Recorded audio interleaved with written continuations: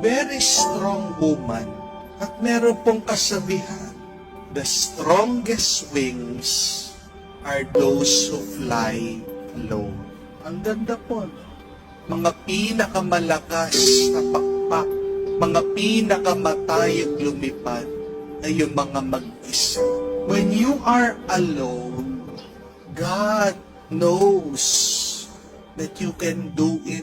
Bakit pinapabayaan ka ng Diyos sa mag-isa? Kasi alam niya kaya mo.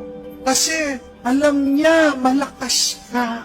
Kasi alam niya ikaw lang sa iyong kakayahan magtatagumpay ka. Huwag kang mag-alala kahit na nahihirapan ka, nasasaktan ka, napapagod ka sa buhay. Kung mag-isa ka, isang mabuting balita, hindi ka papabayaan na mag-isa ng Diyos kung hindi naniniwala ang Diyos sa iyong kayahan. Remember this, our pains teach us to be stronger. Our tears teach us to be braver. And our broken hearts teach us to be wiser.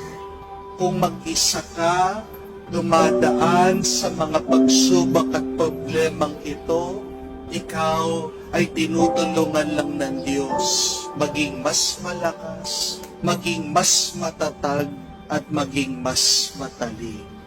Trust in your ability. Trust in yourself. Magtiwala ka sa sarili mo dahil nagtitiwala ang Diyos